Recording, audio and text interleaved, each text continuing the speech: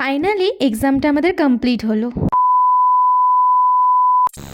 সেদিন ছিল আমাদের আর একটা প্র্যাকটিক্যাল এক্সাম, আর এখানে আমরা বসে বসে ওয়েট করছিলাম কারণ আমাদের রোল ওয়াইজ ডাকছিল। আর তারপরে যাদের ভাইবা দেওয়া হয়ে যাচ্ছে তারা এসে ডিসকাস করছে কি কি কোশ্চেন ধরেছে, এখানে পড়ে নিচ্ছিলাম একটু।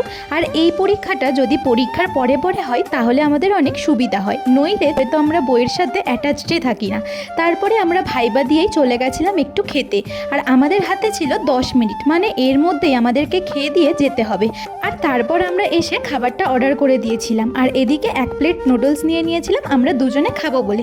তাড়াতাড়ি করে খেয়ে নিয়েই চলে এলাম কলেজে। এখানে বুকলেট দেওয়া শুরু করে দিয়েছে, এই বুকলেটগুলো নিয়ে আমাদের যেতে হবে হসপিটালে। আর এই যে হসপিটালে চলে এলাম, এখানে গিয়ে আমাদের পেশেন্ট নিয়ে এবারে আমাদের তাড়াতাড়ি কেস নিয়ে লিখতে হবে।